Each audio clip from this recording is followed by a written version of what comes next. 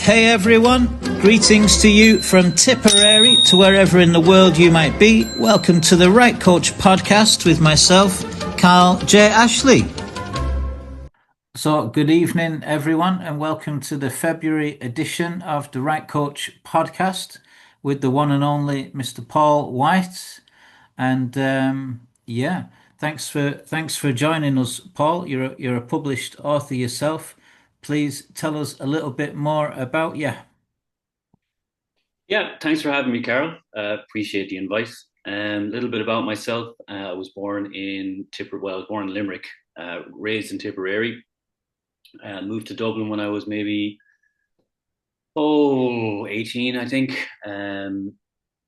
Started writing in about, I think around 2010. I was toying around with it. Before that, I had a little bit of a confidence issue when it came to reading and writing. And I think it was 2018 is when I first started writing the book that was published, Harrow the Boys. Got it published in 2020. Bit of a stilted launch, partially because of COVID. It was a tough time to launch a book when you couldn't leave, you couldn't do a book launch, anything like that. People were still working out how to do these things. Other than that, most of my work outside of the book is in literary journals in Ireland, some online literary journals, and currently working on essays, nonfiction, for the last year. We have been part of an anthology coming out in hopefully I think March called Control, being edited by Dean Fay of the Pig's Back Journal. That's coming out on Lilliput Press. So that's the most immediate piece of work coming out. Like I said, from Tip man, born and bred. Yeah, one of the things I loved about your book, which we'll get into in a bit more detail, the Harrow the Boys, was kind of literally reading about, Rossadrahed and the Glen of Aherlow and knowing these places and going to these places day in, day out or week in, week out, and then seeing them cast in an almost futuristic, apocalyptic type scenario where it it captivates your attention in a way that's quite unique. It was very well done. Yeah. Oh, So you're thank you. proud tip man, All Ireland champions at the minute. Right? Yeah, yeah. It's funny. We wrote a sequel to the to Harrow the Boys, and it didn't get published mostly because of its length and the publisher struggling after COVID and things like that. But I there was going to be a scene in it involving the Kilkenny win, was it 2012 or something, and and a hurley that was on a wall somewhere. So I was really looking forward to some friends in particular reading. One day it'll see the light of day. But yeah, very proud tip, man. I love the two novels that I've sitting on my hard drive are both set in Tip Town. One is set in 1979 and one is a sequel to Harrow. And I was really inspired by Alan Moore, who in his book Jerusalem, during the press for that, he kind of talked about this sort of this strange spiritual connection that you can have with a place through a book and how it can reach other people. And growing up in the 90s, it wasn't always like the best crack living in Tip Town, as it would be for anyone being a teenager in a rural town in the 90s or in any period.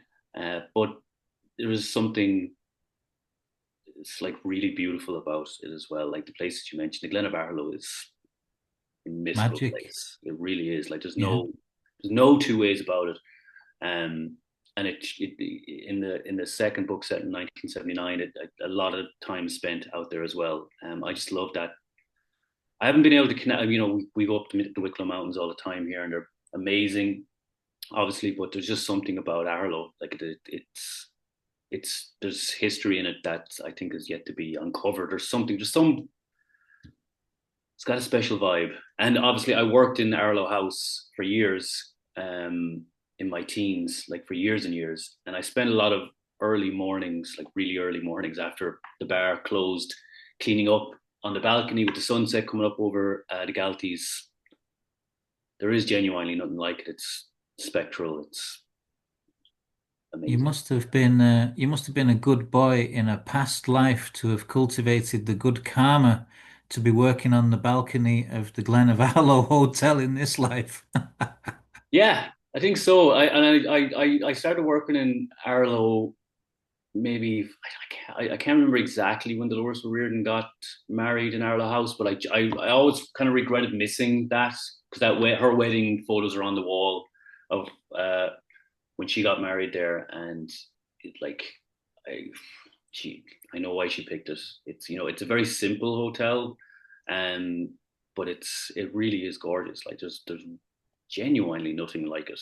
Hmm. No matter where you go, like nothing.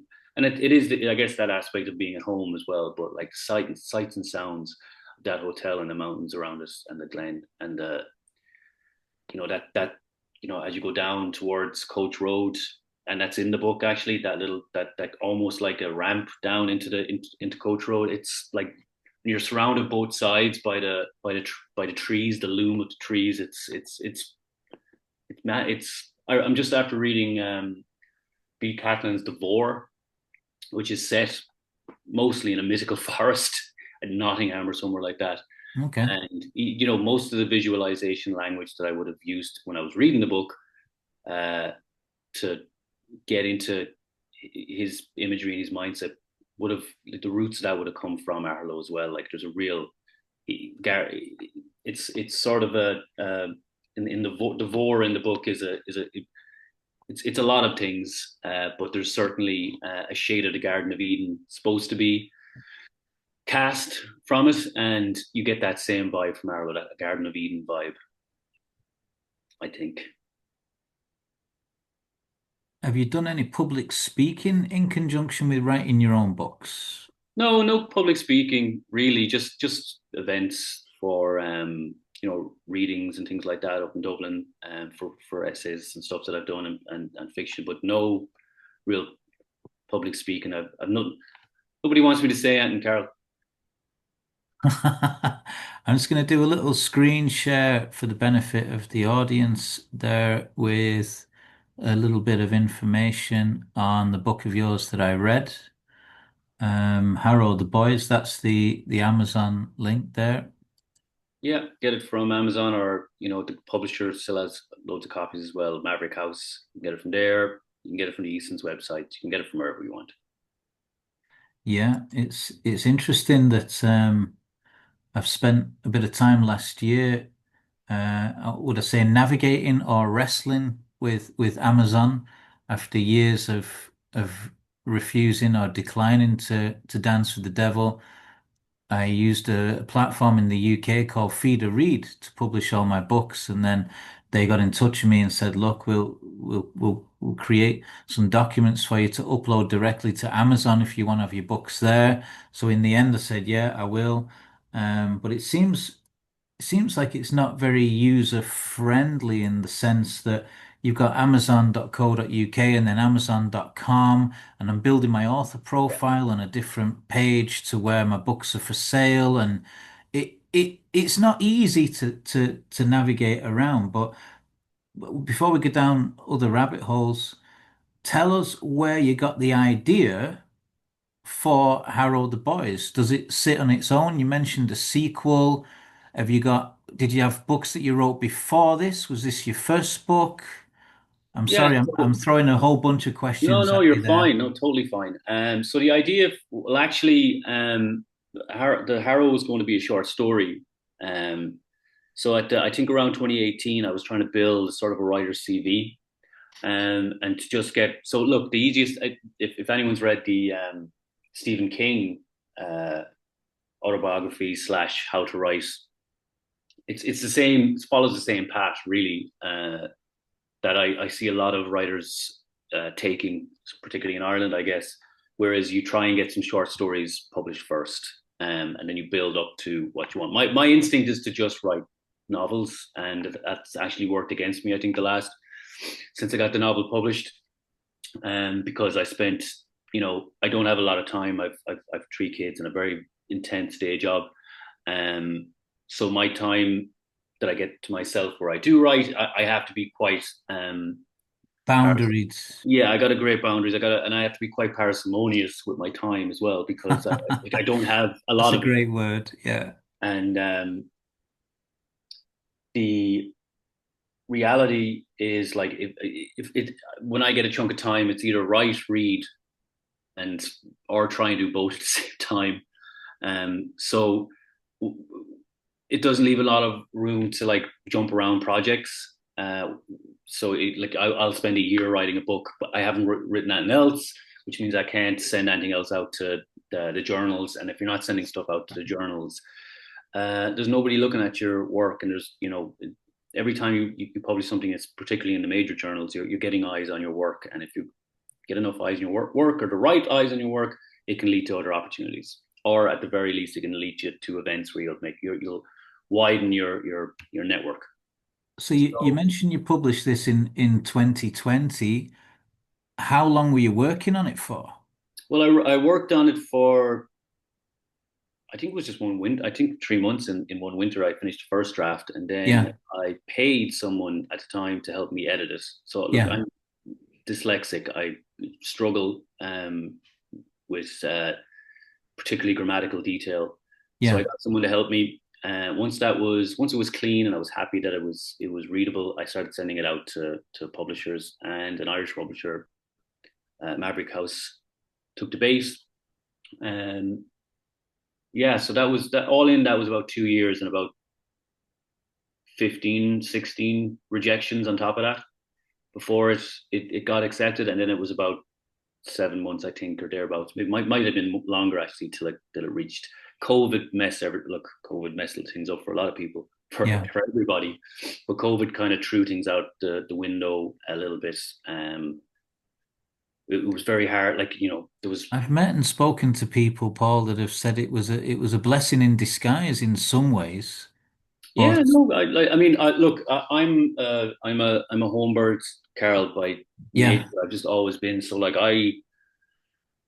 it was a two-pronged fork. Like I had very young kids at the time, and when it came out, seeing Leo on the news, you really talk about after writing a dystopian novel, watching your Taoiseach on the news telling you the world was ending. Basically, was a bit of a shock to the system, as it was for everyone. But I do look back on that time with, as a lot of people do. I kind of there was a coziness to it, or something, or there was a simplicity to just being in the place that you wanted to be. Um, the place where when you're working, you wanted to be at home. It was nice to be there, but uh, there's some negative aspects to it. There's positives and negatives. I think some of the sure. negatives that have kind of revealed themselves over the last couple of years is working from home it brings a huge benefits especially when you've got children. Um, before 2020, I don't think I've been able to walk my kids up to the gates. It was usually grandparents, or they would have had to collect them from school. But now that's such a foreign concept, and the benefits of being able to, you know, collect your kids to and from school is well, what were we doing for the 40 years beforehand where we thought that was okay to not, spend out that precious time with your kids. Um, so there was Some loads might of some benefits. might say having the kids at home was one of the disadvantages of working from home if you were Yeah, no, it trying. wasn't easy. Look, it wasn't easy, Carol. It wasn't easy, especially when you have an intense job. And my job in particular, when COVID kicked off, I work in networks, and it's you know, capacity for networks was a problem during COVID because different peaks during the day and the evening of traffic. Like we had to think Yeah. fast to make sure we were okay, for customers, etc. So yeah, it was a crazy time, but there were So benefits to it. There definitely was. So at the time, you spent literally 3 months putting it together. But was there like a time before that where the idea for what you wrote about was fermenting, Yeah, or you'd be doing something else like a bit of gardening or something aside from work and kids, or and whilst you're say mowing the lawn or something on autopilot, the idea is creeping in that you've got this futuristic sort of sci-fi meets the places and the names of the places that the everyday Tipperary people know of and love. 100%. To me, there's a uniqueness to that that really works in the format of the book. It brings you in and draws you in as the reader, especially knowing these places. But even Yeah. if I didn't know where you were on about, I'd still be drawn in by it, I'd say. What's strange is actually the publisher, that was one of the first things he said to me. He was like, "Oh, I spent time down in Tipperary, when I was a teen, and I started your dialogue. It sounded, I was like, this is what these fuckers were saying to each other, you know?" And I do think, and it kind of wraps into COVID a little bit. When you deal with these big concepts, like I always feel as though there's this layer of dramatism that comes along with some of these big concepts, these fantasy epics and these science fiction epics that, particularly in Star Wars, I think it's something that people maybe don't maybe think about enough when it comes to science fiction, is when you bring it back down to the relationships. Like the dialogue in Star Wars, I think is quite it's quite chatty. They're quite, they're very, particularly Harrison Ford, they're talking in very non um, dialogue-y way, I guess is the way to put it. And that's the kind of speculative fiction, I tend to point at as stuff I like. Like Were you a child of the 70s or the 80s? Was the Star 80s, Wars a yeah. big thing? Star Wars was massive when I was young, but I'm mid 80s, so Me too. yeah, yeah. Yeah. So it was still massive when we were young, and I loved all those fantasy novel or fantasy TV and movies from back then, like the He-Man movie, as an example, was something I loved. Willow. I remember Uh, reading that there was like an anthology of books that was a spin-off from the Mos Eisley Cantina. So in Star Wars, where Obi-Wan cuts off the arm of one of the traders that's hassling them, mm, there's literally a whole book of about 16 different chapters of that story told from the eyes of one of the people in the cantina at the time and how they got there. It's like this yeah, whole it's cool. world behind that scene. Yeah, I just think the richness of and obviously the cantina was something I loved. And there is a mini cantina in Harrow the Boys in a way. There is a pub scene that that I wanted to play with, which again I worked in bars down in Tipperary. I mean, that was really the main A idea. Was place that I just attracts the misfits and the mavericks. exactly, yeah, exactly. And I It was love, like, called the High Stool, wasn't it? There was a yeah. bar on Catherine Street there that was like a place that attracted misfits and mavericks like myself once upon a time. Yeah, like there's just look. I worked in so many of those pubs and bars down in Tipperary. I knew how they smelled. I knew that there was like bits of tinsel hanging off the rafters from years beforehand, and I knew I wanted to do something with Tip. I knew I wanted to do something something my own. That's where I approach a lot of my fiction. Is I look at how would I do this? Sometimes it's like it'll be, a film or something will annoy me, and I'll be like, oh, that could have been done so much better. And actually, circling back, apparently that's the lore behind B. Catlin writing that book that I was talking about, Devore, was that he Yeah. had read a book that annoyed him on a plane or something, and he decided he was going to, no, I could do better than that. So it kind of comes from a wanting to create something that is authentically myself, but in a certain genre. Like literally, I will get a notion to. I think I'd love to do my version of Western, or I'd like to do my version of a dystopia, or my version of with the novel that's on the hard drive that's still being pitched to places. It was like, how I want to do my version of a detective story in Tipperary in 1979. it's always like I want to do my version of What something. kind of a detective, Paul? Are you allowed to tell us? Are you more of a Columbo man, or is it Well, more like it's Sherlock more of a true Holmes? detective. I don't know if you've seen that show, dude. Obviously a very famous show, but it's a kind of a an oscillation between a guy and a girl detective. Um, Again, like I said, set in 1979. A little girl has an issue with her mom, and it's an addiction issue. I'm just trying to think what I can say. Yeah, so it's based in Tiptown, 1979. There's a little girl. Well, she's not little. She's 14, I think, and she decides that she's going to burn down a chemist, and she burns down a chemist in order to kind of cut off her mom's supply of Valium, and Interesting.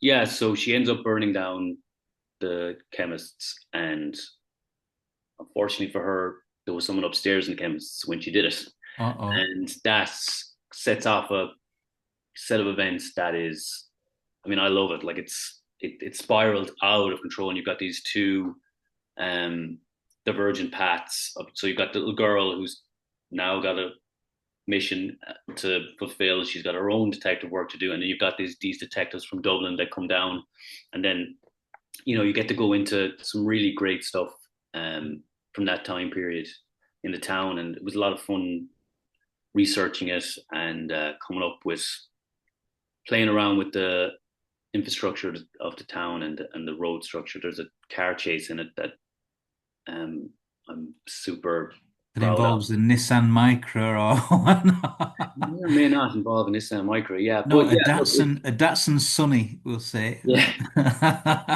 but yeah, that was cool. And sometimes it's like you pick a time period because you were interested in the music. So like I wanted to, I just wanted to spend some time listening to music from the early 70s. So I spent a good year just listening to it, and That's a sometimes great job now. that's what brings you into it. I love 70s music. Yeah. Yeah.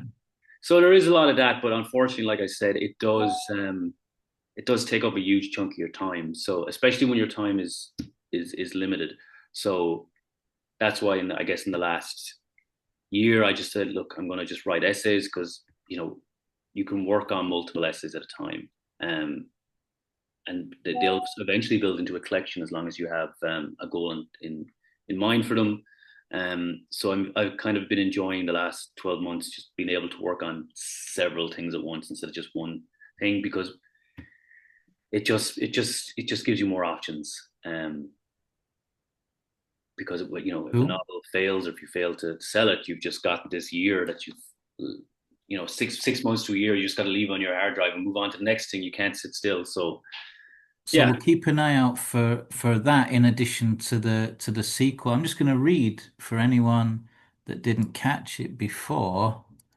The blurb for Harrow the Boys. It says, in a not too distant future, much of Ireland's Midwest has been flooded by rising seawater. Life goes on, people adapt, live their lives, survive. Ram is a wader from the hillside settlement of Christ King, a small town clung to the throat of Slieve na Muck, known for its mouthy locals and its spectacular views of the flooded Glen of Aherlow. Ram and his friends spend their days scavenging and selling the scrap they find amongst the flooded world. It's a living, but business is not booming. After a stroke of good fortune, Ram and his friends secure a job laying fibre for a corporate contractor, but decide to take one last wade down into the glen. When a routine trek through flooded farmland uncovers a hidden and relatively untouched estate, the boys investigate. What appears on the surface to be an opportunity for a lucrative payday takes a dark turn when a group of armed men close in and the secrets of the estate are slowly revealed. Harrow the Boys is a heart-pounding thriller set in the vividly realised and textured world of a flooded island. It is a searing vision into the future that will remain with you long after you've turned the last page. How cool does that sound? sounds cool. It's a big blurb, but So we'll put the link for that underneath in the comments in the YouTube video for anyone that's interested in buying your book. And Are you traveling around much doing book launches or things like that? Or you've spoken about your time is rationed these days. Do you still promote the book actively? No, not really. I mean, I've kind of moved on from it now. I'm super proud of Harrow the Boys. There was after the sequel was finished, and the publisher kind of said, look, it's not financially viable to go forward with it at the moment. There was a little bit of heartbreak involved, obviously. So I kind of put it, to the side, and I barreled down with the next thing. And then once that was finished, I barreled down with the next thing. So haven't really given much thought to it now for a while, but yeah, it's still like I'm super proud of it. We got a really positive review in the Irish Times. Some of the blurbs in the back are from some really, one of them's a Booker, short, Booker Longless author. So I'm like I am absolutely satisfied with how the book did. Which of the characters will I play, Paul, if they make it into a movie? Um, I used to have a longer beard. I used to get called Maybe Gandalf. one of the bad guys, Carol, would you? I don't know if I'd play a good villain or not. Well, actually, the bad guys have an English accent in it, so Right, like in most of Irish history. yeah. Well, that's Irish history. I mean, the title is from Boolavogue. Oh, sure, it says at the start of the book. What am I saying? The lyric from I think it's the first verse, Harrow the Boys of Wexford. Yeah, so there was a lot of that when I was researching into the Glen. Look, you can't research into the Glen of Aherlow or Tiptown or any of the Midwest without going into Irish history and into the Troubles and into all that stuff. So Let that, me that let was me certainly a part sort of it. of depart for just a little while. I get asked quite a lot by not just my right coach clients, but other aspiring writers and authors. Have you any advice for any aspiring writers about self-publishing or finding a publishing company? You touched upon earlier accruing the rejection slips and getting lucky with Maverick, although that luck is self-made. It's not luck. It's when opportunity meets creativity, and the fact that you wrote brilliantly doesn't do any harm. It encourages the publishing company. But there's lots of people out there that are brilliant writers that don't get lucky in the sense of getting published. What could they potentially do to get seen and to get noticed? Yeah, so there's like when you mention luck, there's also there's several tiers to luck as well. I've been lucky, but in comparison to some of the authors I know, I haven't been as lucky. So this is a game. There is a lot of luck in this game. There's a lot of luck and not a lot of money is the first thing I would say for the vast majority of writers. I think the best advice I could give in terms of getting published is to manage your time smartly. So if you are sending your okay, well, the first thing you want to do is you want to get the God, do I have a copy of it here? There's a book that's published once a year that gives you every name of every publisher in the UK and Ireland. Do they all have different submission guidelines then, or do Every one of they? them has different submission guidelines. What I tend to do is I have a standard submission letter, and you really want to do a little bit of research on the place. Don't just fire willy nilly, and try and personalize everything that you're sending out to. Spray and pray is not going to work. It's not going to work, but what you can do is do some research into the company itself. You can do some research into their editors, to their agents. The traditional path really is to get an agent first, and that agent helps you get published. And one thing I hate is when writers say, get a good agent. I mean, what is some of the worst advice you can give? You get you when you're at the level of you're not published, any agent will do you, okay? So the first thing I would say is submit to agents. after you've finished your work and your work is in a good state, you've got some readers that have given you proper feedback, not just like your mom or your sister. You Not need just blowing smoke up your hole. No, it's no good to you. It just isn't any good to you. So once you have your work in a state, and there's loads of people out there, there's loads of authors out there who are trying to make some extra money doing editing, and they'll do it for a reasonable rate. You don't have to break the bank. Get them to edit your work with you. Get it to a state where you can say, right, if this was published right now, I could probably get away with it. It's in a professional state, and those editors will help you do that. Being at the level where you can write to that quality comes later. But at the start, certainly you really want to get an editor that will to help you. Once you have it at that point, then you can go through the agents lists in that book I mentioned, and if you're getting over it there, then you can start submitting to publishers. Now, it's really important that you are submitting to publishers that look at the work that you have. Like, there's no point in sending a science fiction novel to a big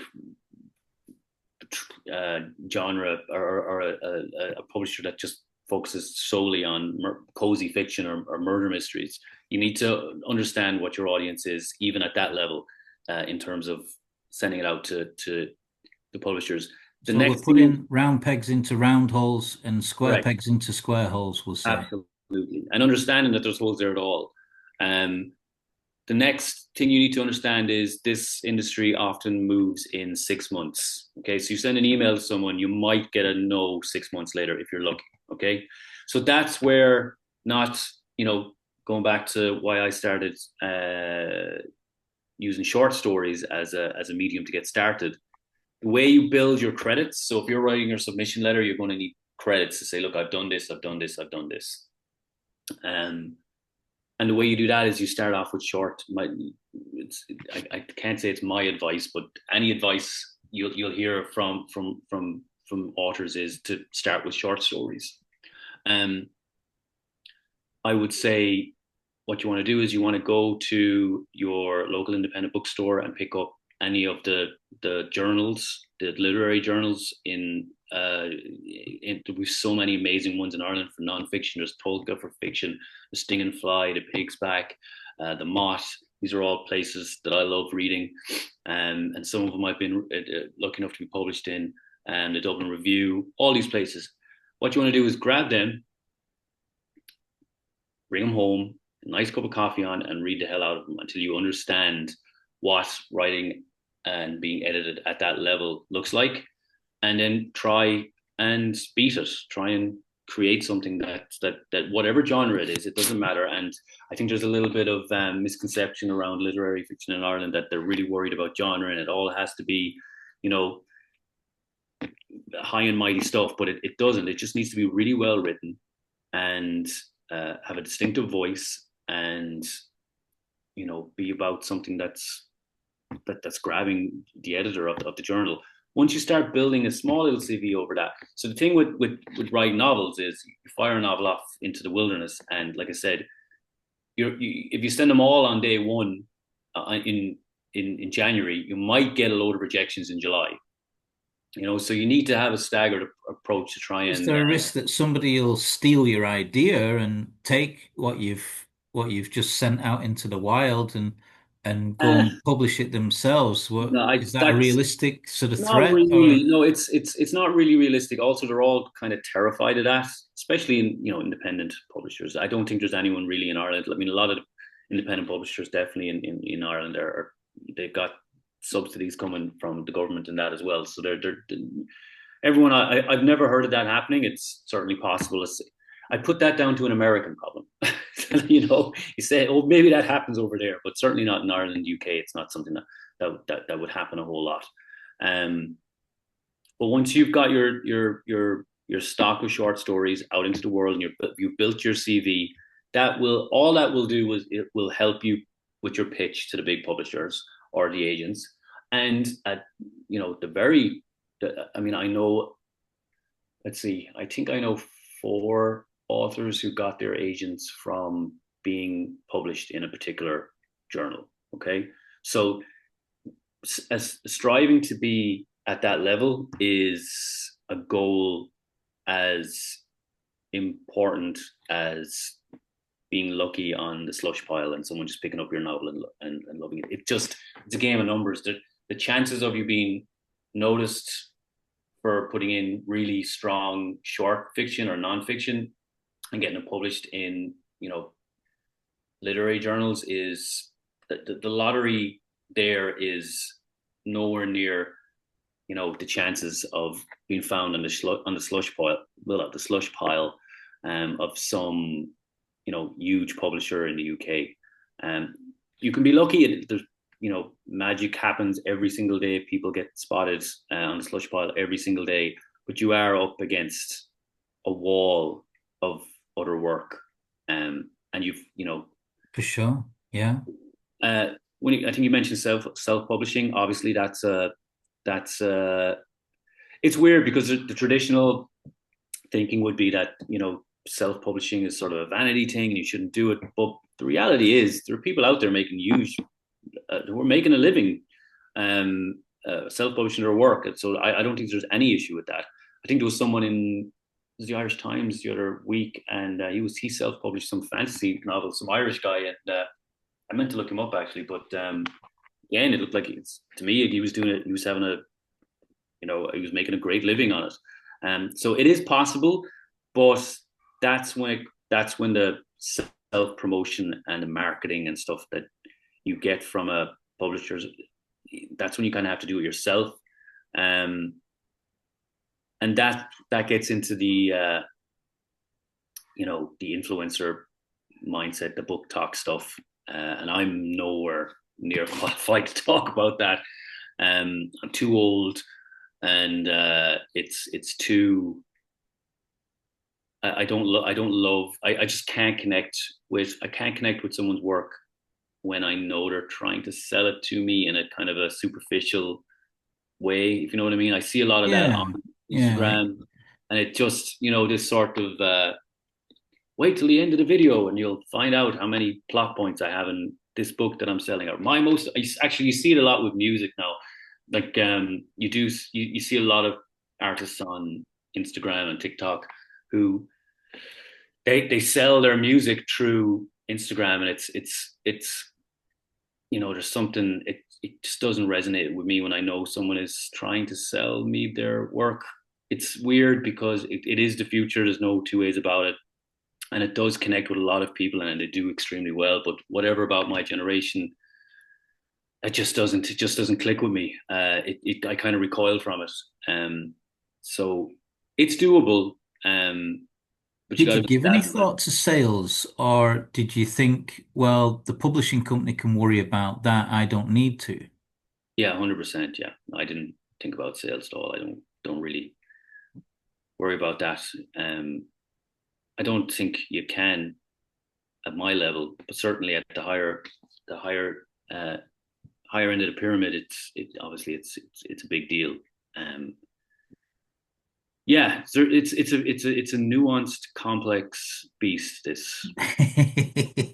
So it seems. I knew when I went to write my first book, that published in 2016, that I had four kids, a wife, a mortgage, a day job, and absolutely zero time to be accruing the rejection slips from hitting all the publishing companies.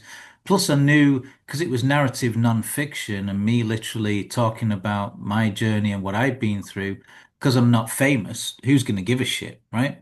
Mm, So I just defaulted to the assumption that self-publishing was the best route for that. And for a lot of my right coach clients that are engaging and embarking on this journey of expressing the things they've been through, whether it's the highs and joys or the lows of abuse and trauma, there's a real cathartic sort of element to it that is very much coming from a self-development and a personal development angle. So you can typically imagine publishers picking it up and going, "Oh, memoir next," and it's like, that's somebody's valuable story that deserves a lot more respect, and them speaking their truth and having this capacity. I would almost sort of recommend going down the route of self-publishing so that you're not feeling rejected or dismissed and that your story's not important. And you've still got the option then, after self-publishing, of a publisher coming along and saying, hey, we actually love this. And it does happen. Like, I mean, there's a bit of a book talk drama, I think, over the last couple of weeks, where a girl self-published a book, and she actually ended up selling it in the end, and she took it down from self-publishing, and it's coming out. And the drama was about something else. So it does happen. No, it absolutely does happen. And like, I've toyed with self-publishing in the past myself, but I guess the thread you're going down is, and it says it there over your right shoulder, right in the heel.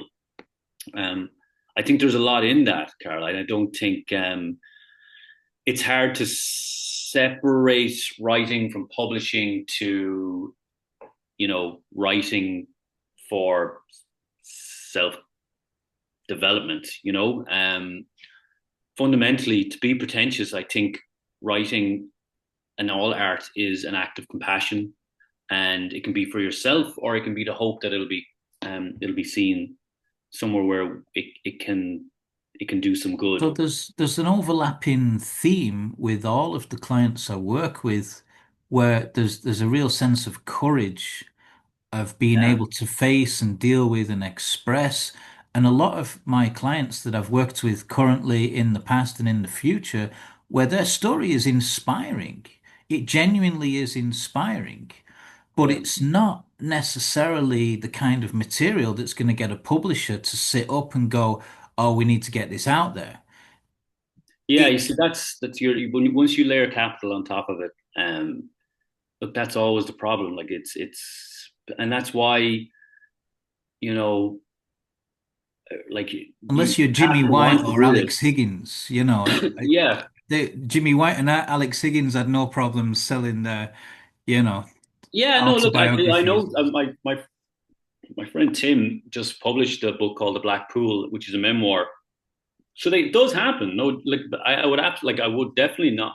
I self-publishing is, I'm absolutely nothing against it, but Yeah. it is worth trying to get your work out there to be professionally published, because it's such a wonderful achievement, and it gets you on the ladder, and it just opens other avenues where you can you know express those same artistic ideas, and with a sense of propulsion behind you. I mean, one So of the you things that went, drives me be crazy is yeah. hate not having that. I hate not having that sense of, oh, this is going to end up somewhere. I hate the idea of work left on hard drives for eternity.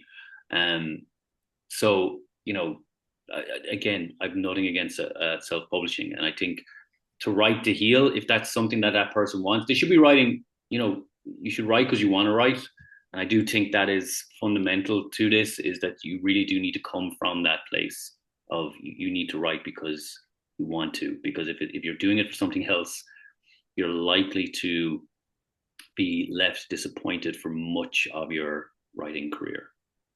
Tell me, whilst I'm thinking about it, I was always mad for books, reading them, writing them ever since I was a kid.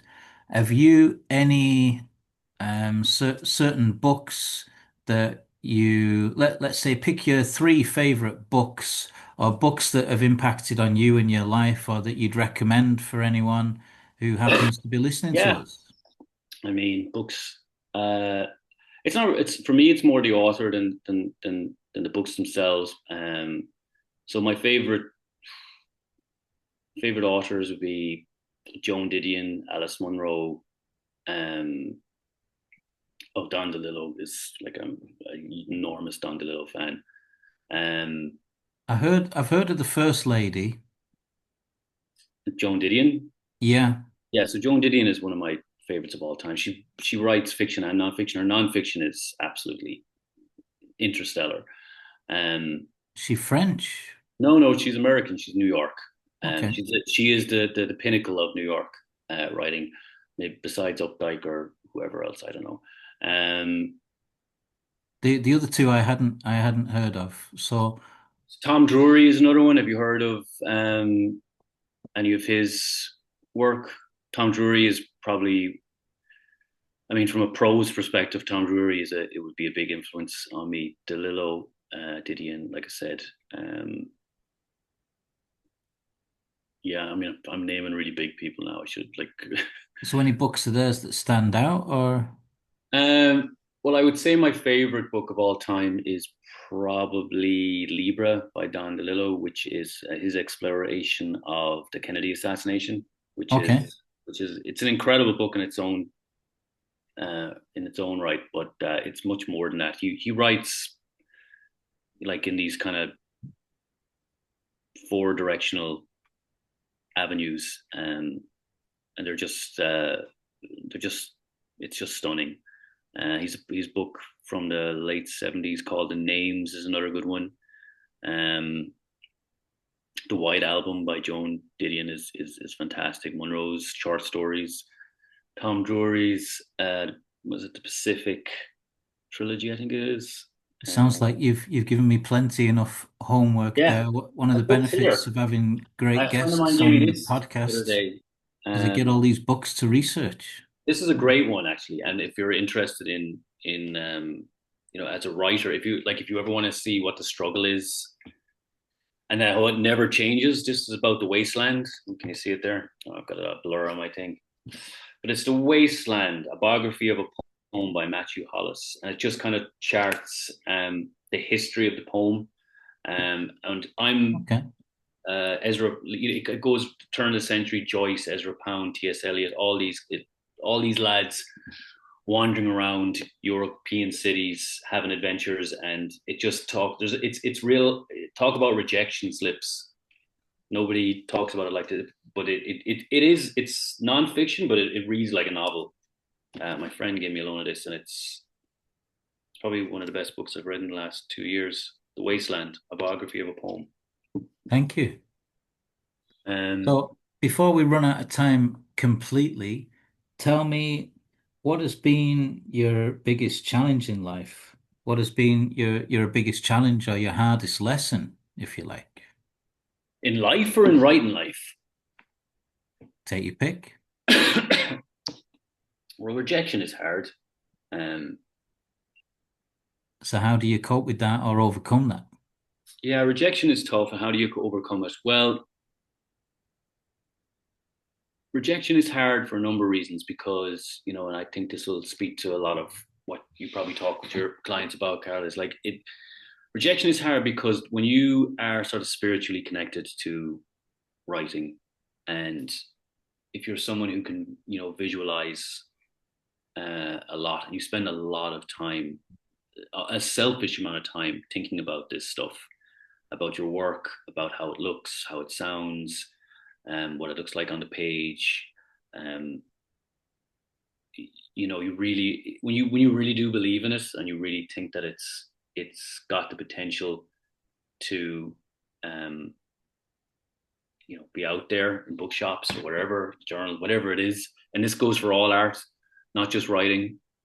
But when you spend so much time and then it just kind of gets a blank, it can be very, very tough. And it can be very, because it's connected to, your internal mind life, as Don DeLillo calls it. Um, you can very much associate it with this, the stuff that's floating around your head is getting rejected. Do you know what I mean? Like the actual your DNA is being rejected almost in a sense, and that can have a pretty shitty toll on you at times. But the way you navigate it is by just barreling forward. I think we started with a quote from Alan Moore. So the next quote he that of his that sticks with me is that writing is a goddess that you have to um, sacrifice to daily. If you just keep doing that, if you just keep writing, it almost feels like it's mathematical. You eventually you'll write your way to success if you are smart about it and you are um, smart with how you get yourself out into the world. And and into people's hands. And I think it's the way you handle rejection as well is by, just because you've been rejected by publishers, you can go out there and go to readings. You can go to you can self-publish, as you said. You can go to writers' workshops. Just some way to get it out and to give it that little bit of value outside of your head. And that's certainly something that helped me. And the other piece of advice for rejection for me was switching it up. Like I was really down on myself about a year ago, and I decided, no, I'm going to start. I'm just going to write some essays, and I'd never written essays. And Uh-huh. I was just going to write some essays based on stuff from my childhood that I loved, and I was going to build it into this sort of a collection of essays that, not a memoir, but the essays would make up a different part of me. And suddenly, mid last year, those started to get accepted and got some praise, and that which led to a few other bits, which led to this, one of the essays that's heading into this anthology in March. And I just think, it sounds like a very corporate word, but pivot. If you feel like you're hitting a brick wall, just you don't have to change everything about yourself, but just pivot to another direction.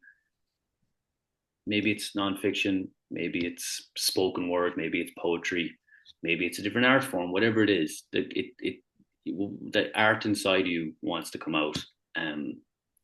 You just may not have found the right apparatus to get it out there yet. So tap into your creativity and develop some tenacity. Keep going, believe in yourself. I think if you're authentic and you're committed to being authentic, then that can help you deal with rejection because Yeah, in a lot of the stuff that comes up with the work I do with my clients, it's not just about writing a book, it's also about self-empowerment. And a lot of us as children, we realized that all we ever needed was to feel seen, to feel heard, and to feel loved. And we carry those needs into adulthood. And there's a requirement to sort of almost reparent our own wounded inner child that didn't receive the love or the attention at certain times that we required for one reason or another. Our parents could have been busy, or we were just bullied by, idiots in school, or well, for whatever reason, we kind of carry this blame and shame and pain forward with us. And until we really become authentic and shed any need for approval from others, it's almost like you become impervious to rejection almost by the more rejection you have to deal with. So I started out in my 20s. I got a job knocking on doors for a living. And if I knocked 100 doors a day and 90 people told me to feck off, that was a great day because you still sold 10 sales. And it was yeah, commission only work. And some days it was soul destroying.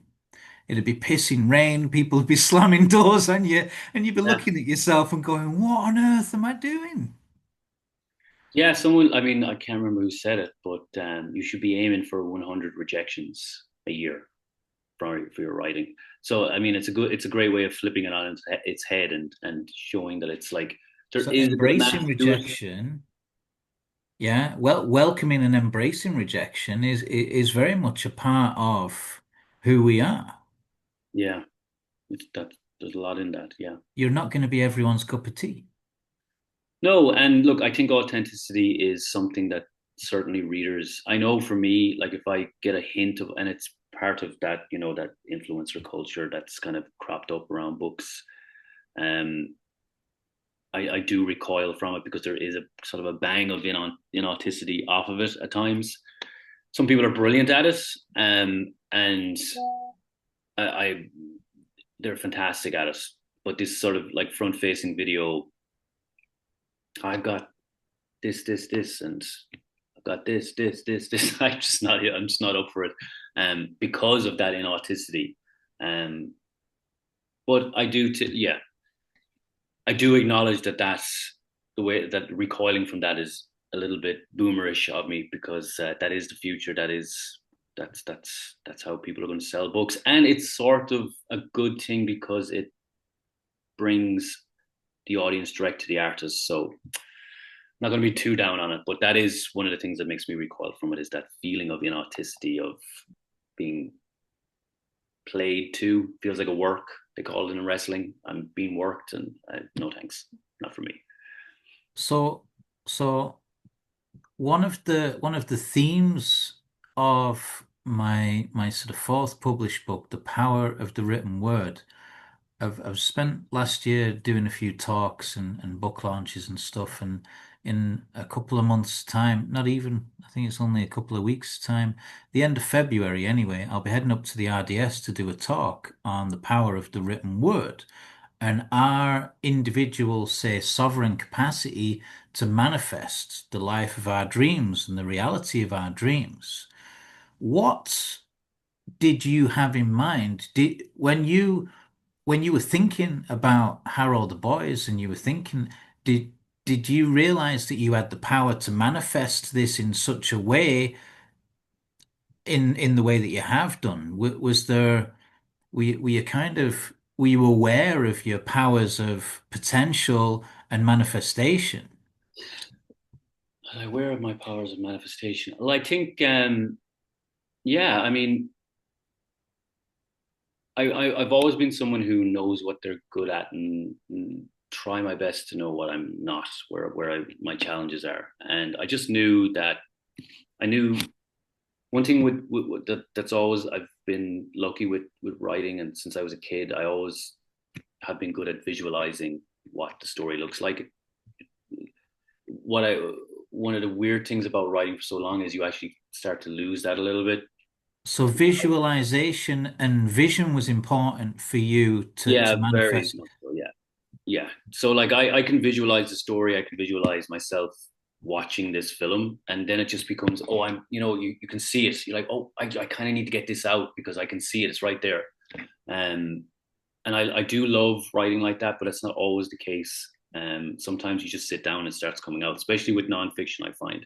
But with the fiction that I have, like I would spend, music is a big part of it. So for the 1979 book, I spent a lot of time listening to certain songs, and I almost see the trailer in my head, and I get excited about the way the music interacts with the images from the trailer in my imagination. So in terms of manifesting, I'm pretty like, and I'm also a big film fan. I just like, if I can see what the scene looks like, then that gives me the confidence where I can kind of go, I mean, it's there. I just need to draw it. Do you know what I mean? So I that's do, where that yeah. I confidence used came to from. sit there and I could see it in my head, this vision of a guy on a train. And I don't know where he's going, but the soundtrack is Sympathy for the Devil by the Rolling Stones in the background. And this guy, and I've written the script for this, so I know where, I don't know in my vision where he's going to or from, but I know that I've put this story around and I'm visualizing this and yeah, I won't say too much, but I'm working on my only science fiction novel, which is a cross between Star Wars meets religious philosophy meets sci-fi. Yeah, it and everything else I write is narrative non-fiction, which could be. In my language, Carl, that sounds like a banger. I mean, some of those books, like you should really check out that B. Catalan book, the Vor trilogy. I think the second one's called The Earth's I've just started it. But in terms of like language and visuals and like from like Unfortunately, I don't have the advantage that I'm dyslexic that you have, because what I've found is through my partner Dee, who's an amazing woman, people that maybe struggle with things like spelling and punctuation, when they're brought up in the school system, they're told that this makes you wrong or this is a disadvantage. But what I found is that the people like that actually have other powers and other attributes that more than compensate for the ability to spell and write. yeah. I mean, look, there's Does that make any sense? it makes a little bit of sense. Yeah, I mean, mine is a lot of mine is related to recall, like recalling words and stuff like that. I get an awful lot of like stop motion in my thinking. But yeah, spelling and detail and missing things. And when I was young, the page would look like, do you know those word searches where you have to find the words, draw a line? Yeah. That's what pages look like for me. So I'm a very slow reader. So I'm a fast writer, slow reader. Um, but I do think there may be something to that. I mean, my daughter is an extremely, like, she's probably the most see it's happening. That's exactly it. The creative person I've ever met, and yeah, that, let's just say that rings. There's definitely a ring of truth to that. So before we wrap up, how can people find you if they're interested in checking you out? We'll share the link to the Amazon link for the Harrow the Boys. Have you got your own website or anything else as No, I've well? no website, just an Instagram at TWHR. Is my Instagram, or just Google Paul What Whyte. does that stand for? Stands for the White Hot Room. It's just a tag that it was a gamer tag actually that I've The had for white years. heart as in like a deer? No, the White Hot Room. It's a reference to Grant Morrison, who's a writer, a comic book writer, and he's it's like a mystical place, and I actually think it's related to the X-Men or something. But I just love that phrase, the White Hot Room, Yeah. and I narrowed it to TWHR. And now it's weird because like my son is a gamer, and I had my Xbox all set up and my game tag is TWHR, and his friends are now starting to call him Twir. Hey, Twir. It's funny how things all they play out. But yeah, come find me at TWHR.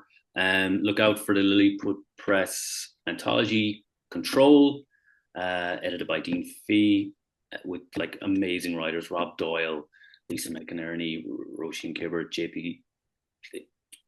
Fantastic writers that I don't actually deserve to be in the list with. But that's coming out hopefully in. You may say that, but you do. Your book has a certain brilliance to it. And so I congratulate you and thank you so much for giving us the time to share some of your thoughts. Yeah, I hope it was Um, okay, Carol. I really enjoyed it, and yeah, give us a text when you're coming up to the RDS. Maybe we'll go over and see you. It'd be rude not to. Take care, Lovely. Paul. Cheers Thanks for a now, mil. sir. And God Lovely bless talking you. to you. You too.